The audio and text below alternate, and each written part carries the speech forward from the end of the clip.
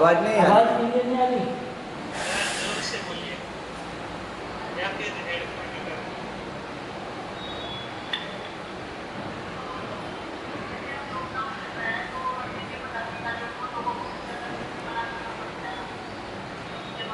आवाज नहीं आ रही भाई,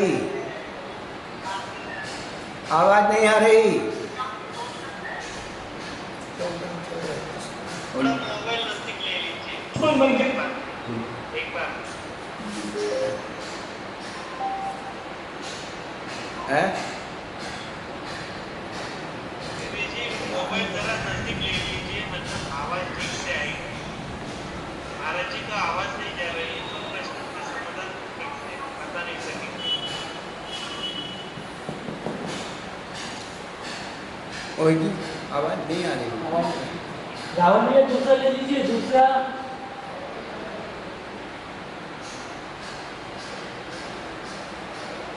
कोरोना कोरोना है इस समय में बाकी। ये अपन अगला सवाल लेते हैं फिलहाल। अनम्यूट कीजिए, अनम्यूट कीजिए।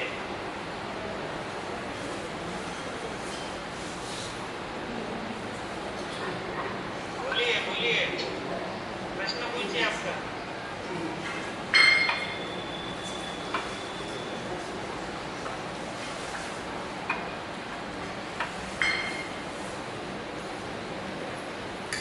बोलिए। आवाज ही नहीं आ रही भाई प्रश्न वालों की। चलिए दीदी आप ही पूछ लीजिए। बाकी का आवाज नहीं देना। हाँ और हमारे प्यारे मोहित भैया को जय हेलो। हाँ भाई पूछो।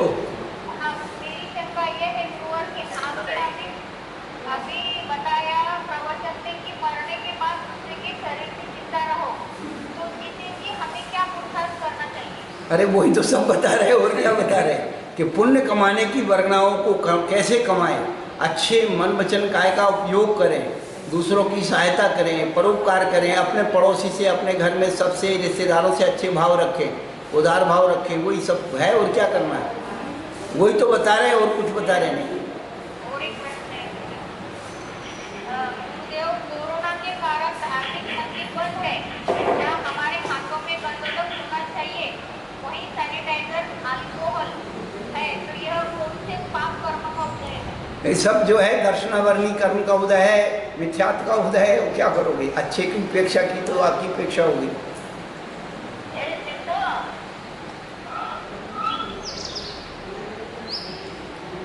कृष्णा जी पूछिए। हाँ सीता का जीव जो है वो नरक में रावण को संबोधन देने के लिए गए थे बाद में, तो ये भी अनुकंपा कहलाएगी? हाँ यही तो बता रहे थे सब कि अनुकंपा क्या है, वो जीव चारों गतियों के दुखी जीवों के प्रति अनुकंपा रखना।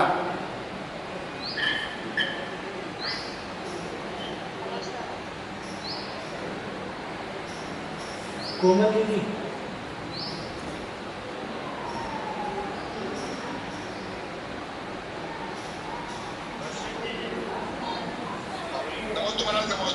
हाँ मैं ये कह रहा था कि कोरोना में जो जैसे हमने दान पुण्य जितनी शक्ति के अनुसार किया है, तो हमारे कर्मों का क्षय होगा ही नहीं होगा निश्चित रूप में। अरे भैया दान इसीलिए किया जाता है कि कर्मों का क्षय हो। आचार्य तो बता ही रहे और क्या बता रहे कि साका विघ्नि कर्म के। एक चीज और बोला दान हमने जैसे किसी परम से दिया, दान अगर पूरे काम में ले रहा है तो उसका आपको थोड़ी पाप लगेगा। नहीं नहीं नहीं नहीं दान देने वाले का उद्देश्य बहुत अच्छा है तो उसका कोई नहीं है, लेकिन उसका दुरुपयोग कर रहा तो उसका बिगड़ेगा। और आपने तो अभी बीज बोया है, फसल तो बाद में आएगी ना। हमको 3,000 रुपये हमने किसी को राशन के लिए दिए, अब उसने उसका मोबाइल खरीद लाया, अपना मोबाइल से मालूम पड़ा आपको, तो भाई हमने गलत काम कर दिया उसको। नहीं नहीं नहीं उसने उसने आपने तो उद्देश्य अच्छे उद्देश्य दिए थे, उसने दुरुपयोग किया तो उसकी।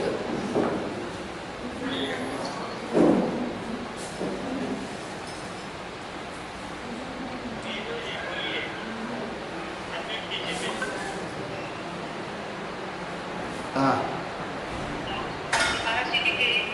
आपने बताया कि कोई भी अपना वो होता है, वो पूर्व का वो अपने साथ जाता है। अपना जिसका अपना ज्ञान है वो पूर्व में हाँ जाता है।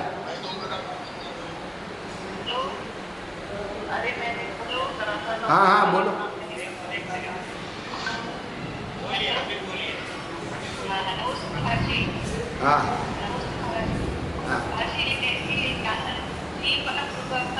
लेके जा रहा है जैसे अगर कोई किसी चीज को फूल बहुत आ रहा है तो वो फूल बनता है क्या साधन करते हैं।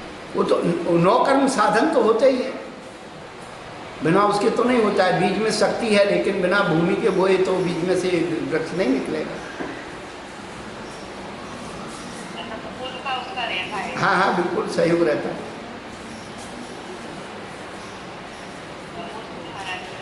हम्म। नीरज जी काशीवन बोलिए। हाँ मेरा सवाल ये था कि अभी किसी का नियम रहता है कि वो बगैर देव दर्शन से जल ग्रहण नहीं कर सकता, तो अभी जो प्रतिनियम है तो कैसे कर सकते हैं? देखो ऐसा है कि प्राचीन काल की परंपराएं ये थी कि घर में चैत्यालय हुआ करते थे। अब आपने चैत्यालय हटा दिए तो अब उसके लिए हम जिम्मेदार थोड़े। आपको एक जीवंत उदाहरण दे रहे हैं। 1902 में भागचंद सोनी के पिताजी दक्षिण भारत की यात्रा पर आए थे, गुजरात की यात्रा पर, अपने साथ चैत्यालय रख करके और चले थे। ये प्रमाण दिगंबर जैन पत्रिका जो उस समय निकलती थी उसमें हमने भी खोजा है। तो पहले जो ग्रस्त होते थे, यात्रा पर जाते थे, व्यापार पर जाते थे, तो चैत्य मूर्तियाँ अपने साथ में लेकर के जाते थे और प्रभावना करते थे। जैसे अभय कुमार गया था तो अपने साथ चैत्यालय लेके गया था और वहाँ पर शणक के और उधर के राजा चेटक के महल के पास चैत्यालय बना करके कितनी अच्छे से पूजन कर रहा था और उसके प्रभाव से वो चेतना आ गई। तो आप ये दृष्टांत नहीं है, ये वास्तविकताएं हैं। हम लोग उनको धीरे धीरे नकारते चले जा रहे हैं और धर्म से दूर होते चले जा रहे हैं। हम लोग घर से चलते समय ATM कार्ड लेके चलते हैं, पहले पानी की बोतल लेके चलते हैं, फलाना लेके चलते हैं, लेकिन प्राचीन काल में आदमी भोगोपभोग की वस्तु ना लेकर के भगवान की पूजन, भगवान की मूर्ति लेकर के चलते थे। रावण भी जब गया तो वहाँ पर पूजन कर रहा था नदी के किनारे और पुल टूट गया, उसकी पूजा सामग्री बह गई। ये सारे उदाहरण जो है वर्तमान युग में मिलते हैं। हम लोग सब कुछ जानते हुए भी कुछ नहीं करना चाहते, यही हम लोग की नादानी है।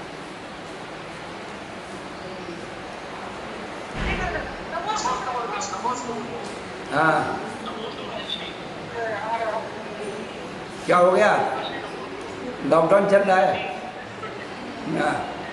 महाराष्ट्री मेरा सवाल है कि अगर मेरे मन में कोई बुरा विचार आता है हाँ और विचार को करने की कोशिश की मैं करूँगा, लेकिन तब भी मन में आते हैं काम जो मतलब वो गलत हो, मैं उसको नहीं करता। तो ये मतलब जो मेरे मन में विचार आया तो ये पाप है या मैंने उसको तो मैं भक्ति में तो लाया नहीं। हाँ ठीक है, देखो मेरी बात सुनो। आपने कोई भी शब्द चाक से लिखा, ब्लैक बोर्ड पर चाक से लिख दिया और आपको मालूम पड़ा हमने स्पेलिंग गलती लिख दी, तो आपने डस्टर से उसे मिटा दिया। तो थोड़ा सा उसमें सफ़ेदी तो रही लेकिन वो मिट गया। ऐसे ही गलत विचार आया और हमने उसे अपने पश्चाताप के द्वारा उसे डिलीट कर दिया तो मेमोरी कार्ड में नहीं गया, तो आप निर्दोष हो। मेमोरी कार्ड में सुरक्षित हो जाएगा तो आप पकड़ा जाएंगे।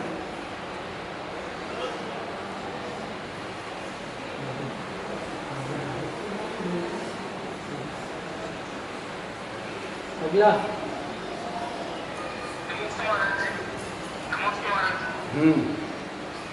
महाराज जी, अभिषेक करते समय दिक्पालों का और क्षेत्रपाल का आह्वान या उनको अर्घ समर्पित है।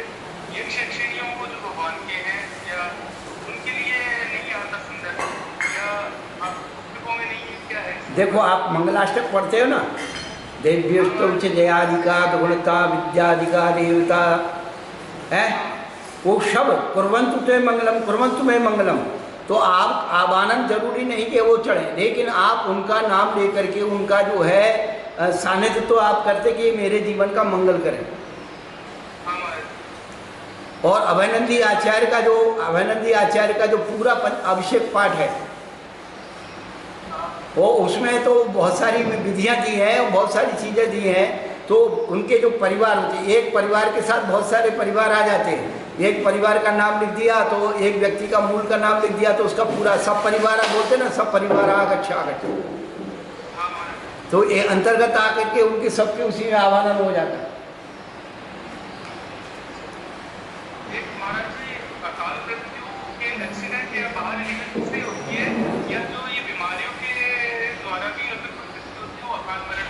हाँ, बीमारी भी जो है क्या है कि रक्तक्षय, विष, वेदना, तो वेदना के द्वारा भी जो है बीमारी क्या है, एक प्रकार की वेदना, भय से भी प्राण निकल जाते। तो बीमारी से कम मर रहे लोग, डर के मारे ज़्यादा मर रहे। आज के युग में महाराज जी फिर तो 90% या 95% जो भी बीमारी होती है वो फिर हाँ,